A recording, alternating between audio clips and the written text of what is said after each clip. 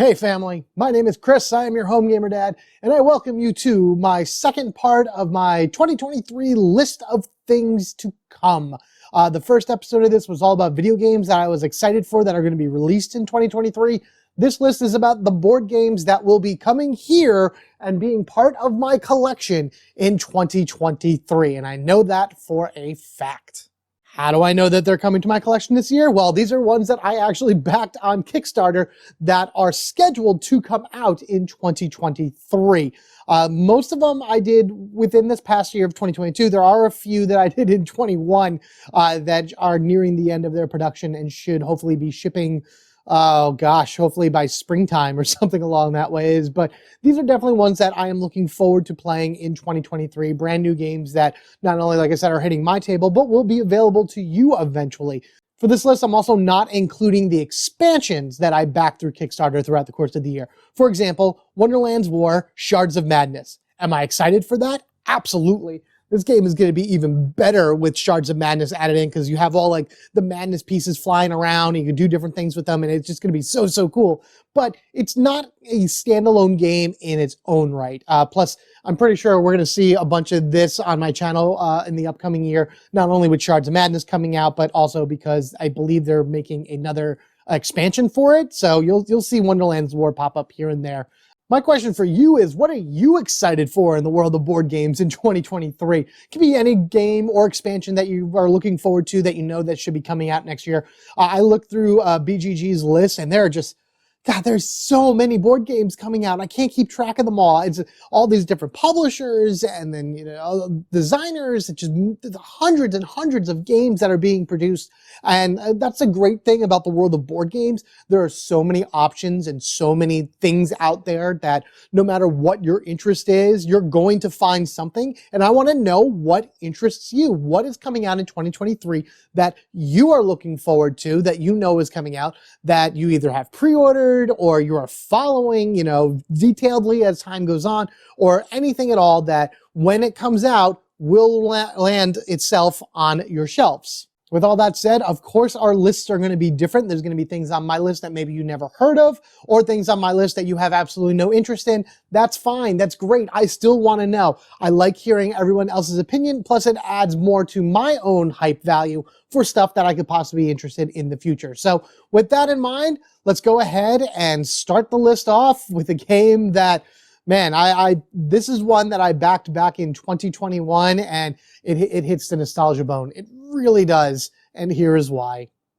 Masters of the Universe, the board game, Clash for Eternia. I saw this come out and I heard about this for months and everything. And look, I'm a child of the 80s. I really am. I grew up Masters of the Universe, all that Filmation greatness, Masters of the Universe, Thundercats, Silverhawks, Brave Star, Tiger Sharks. Anybody remember those? You know, a lot of that type of stuff. You know, G.I. Joe, Ninja Turtles, great stuff from the 80s that I remember growing up as a kid that I watched, and Masters of the Universe was right there. And so when this came out, or when this was Kickstarter or whatever, I'm like, I need to do this. This is going to be amazing. And I'm just going to kind of scroll down just so you can see the scale for this game. It's insane. This is a battle game. So you basically put all of your characters on the boards. They each start in two different sides. It's the heroes and villains, along with other factions that are within it. And it's basically a battle game, 1-on-1, 2-on-2. There is a solo mode in this, which I can't wait to try. It was absolutely going to appear on this channel.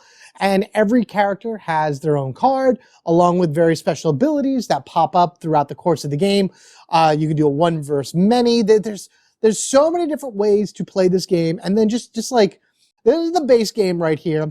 These are what was unlocked throughout the course of the campaign. It's Evil Warriors. Like, look at all this. And that's not even including all of the other stuff that you get, like all of the additional the additional boxes that were released, like for She-Ra and the Snake Man and the Hordak and the Horde. This game is going to come in a massive box sometime, probably in summer is what I'm predicting. And it's going to be insane. I'm going to be spending days just sifting through it and organizing it until I finally figure out to sit down and read the instruction manuals and go over how to play. But This is one of the big ones I am looking forward to. This is going to be a massive addition to the collection. I hope I have room somewhere. So there you go. If you want to look about anything else, it is on Kickstarter. There's a bunch of videos on YouTube that show how to play it, but that's pretty much the idea. It's a skirmish game. You know, pick two sides. One side has gold. The other side just has to eliminate the other. So there you go. Masters of the Universe, the board game, Clash for Eternia. So many minis! So many minis! Oh my god, look at all this. Next is a video game that I am really happy to see come into board game form. Dead by Daylight, the board game. Now, if you're not familiar with this game, it is a 1 versus 4 survival game that you can find on Steam, PlayStation, Xbox. I don't think it's on Nintendo. It might be on Nintendo now. I don't quite remember, but one person plays as a killer in a first-person perspective as they're running around this map in order to find survivors who are in a third-person perspective. The survivors need to activate various generators in order to power up a gate and then ultimately leave while the killer is running around stalking them, slashing them up and everything and hanging them up on these hooks in order to sacrifice themselves to the ultimate entity, which is like this evil thing that puts everybody within this world. And this game, I think this is awesome. I think this is an awesome game idea, and the way that it plays, it's kind of hidden movement, but it's kind of not, because everybody chooses their movements beforehand. The killer throws out their cards, the survivors throw out their cards, and then once the round starts, everyone flips it over, and then you start taking things in order. So it's kind of like you don't know which way your people are going to go, and hopefully you go in the right direction, but hopefully they go that way. There's chance to it. So this way, as you go into different sections of the map, you'll find new items, you'll find your generators, you'll roll your dice in order to try to fix the generators, while the killers are running around trying to basically kill you, kind of grab you and throw you up onto the hooks here in order to sacrifice you. It follows the video game pretty one-for-one, which is nice. And then what I like the most is that, I mean, this is the standard edition that you're going to find in the store, which is pretty good, has a good amount of stuff. But of course, I went right for the deluxe edition because it almost doubles the amount of things that you get for a decent price and everything. So you get a ton more characters, all available in-game. And then, of course, a bunch of killers. There's just so many options because you choose 4 of these and then you choose 1 of these. Now, the problem is that I believe that it has to have a minimum of 5 characters on the board. So one person will always be the killer, and then whoever you're playing with, if you're playing with 2 people, they're each going to control 2 survivors. 3 people, one person's going to take on the role of 2. If you do a 1v1, that one person's going to have all 4 survivors. So there's a problem with that because one person might get overwhelmed with the amount of stuff that they have. But then also that one person, if they're playing all 4 survivors, normally if you hear the survivors talking amongst themselves, it's open chat, but you know, be all in my brain then. I'm very impressed so far with what I've seen. And one of the things I definitely want to do in 2023 is create a more consistent board game group in my area. I have my table right in front of me. I have all these games behind me. Now I just need to bring people over in order to start playing. I want to make some friends, get a group together. And this would absolutely be something that we would play. Because regardless of how it looks and regardless of what, you know, people are saying the aesthetics are and everything like that, every single playthrough I've seen of this, people have had a great time. And that's really what matters. So there you go. Dead by Daylight, the board game. It was supposed to be out in October of 2022, as it says right there. That definitely did not happen. So hoping late winter, early spring. Cross fingers, see what happens. Continuing with video games turned into board games, we have the 3rd Resident Evil board game now, Resident Evil 1. Steamforge went in a really interesting order with this one. They started with Resident Evil 2, then they made Resident Evil 3, and now we have Resident Evil 1.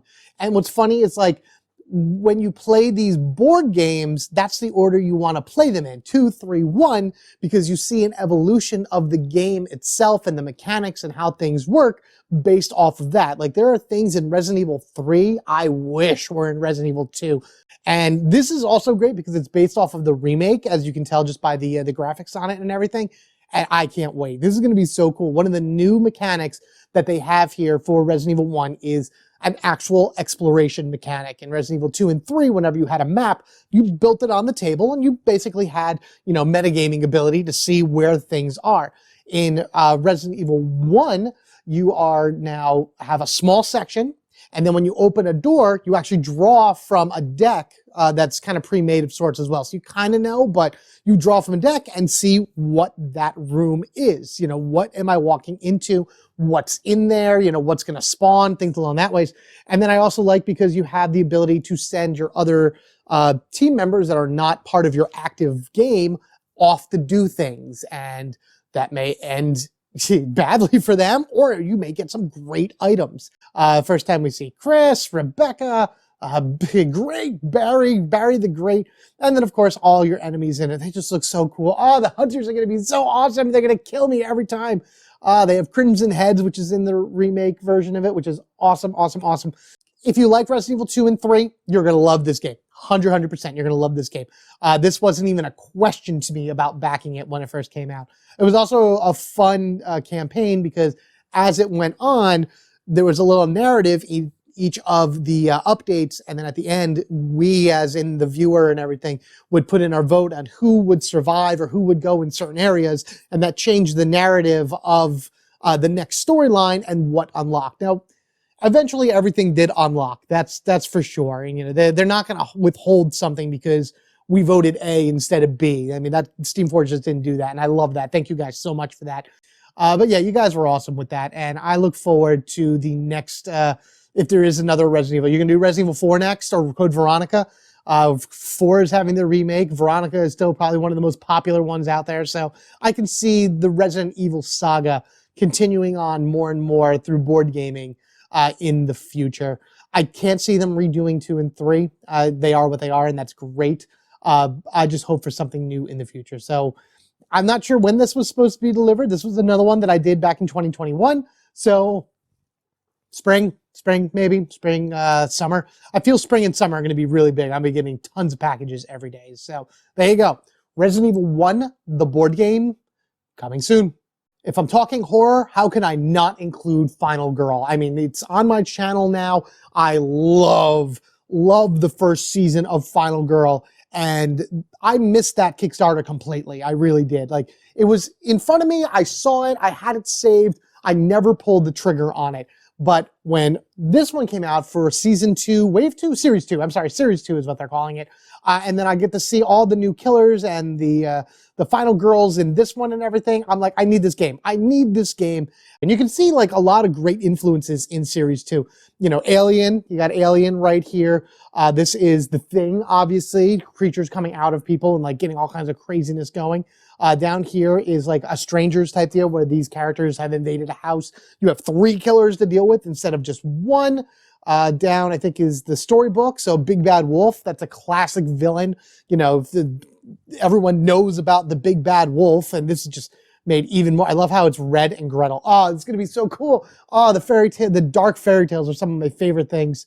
And then the Ratchet Lady, you know, you have like a Silent Hill-ish type feel here with a crazy psycho nurse inside of an asylum and all the different things that you can take while in the asylum, like pills and whatnot. And just so many cool things that they added in, more promo cards, different ways to do stuff, deluxe. So good. So good. Made so much money. I think this is the highest funded solo player game ever on Kickstarter, and it's worth it. It's worth it. Every single bit of it is worth it. I think the vehicle miniatures are my favorite. Those I didn't get yet. Those are going to come later. But I mean, come on, there's a power loader.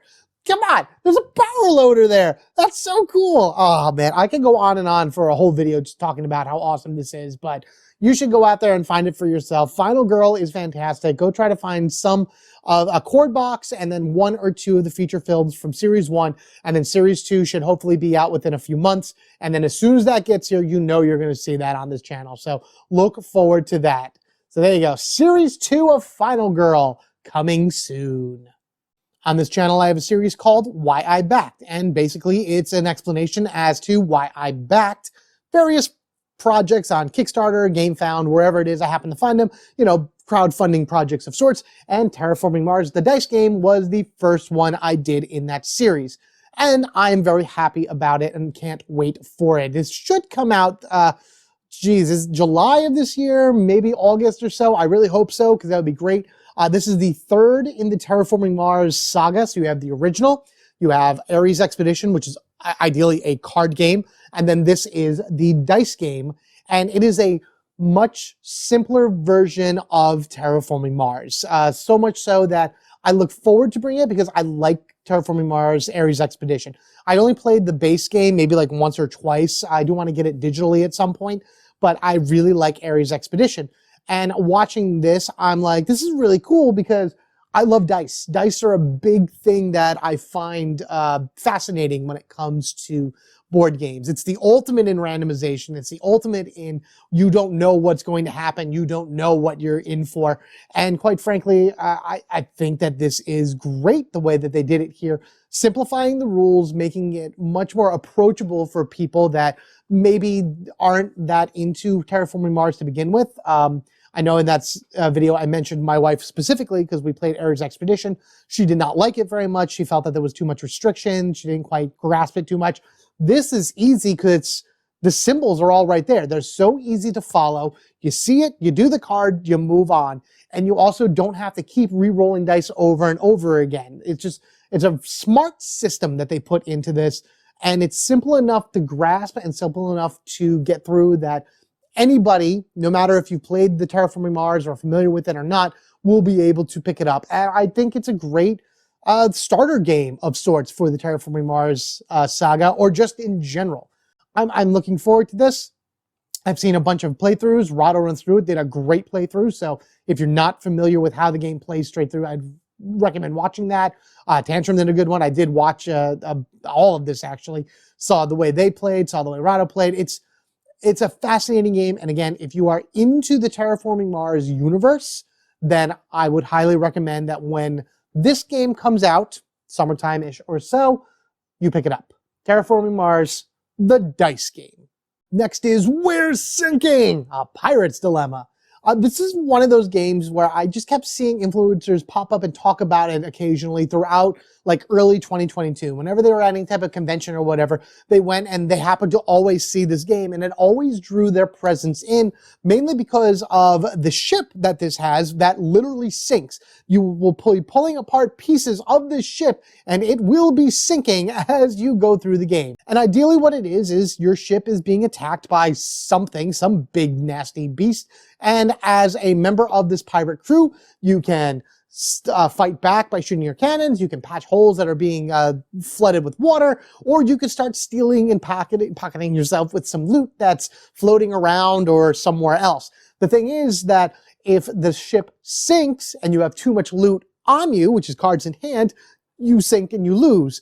But if you manage to defeat the enemy and the ship stays afloat, whoever has the most points wins, and that'd be on cards. So it's a very cool dynamic between the two end results for this game, because you don't really know how you want to play it as you're playing, because everything you do is kind of a secret. Like, you choose what you want to do, one of the multiple actions as you see here, and then you don't have to put your dial on that action. Like I could say, I could flip it to where I'm going to say stealing loot, but I can put it on a cannon and be like, yes, I'm firing the cannons. What are you guys doing? And then when they do stuff, we reveal, it's like, nope, I'm taking loot, and that's it. This is one that I think is coming out at the end of August right now is the scheduled release date, give or take.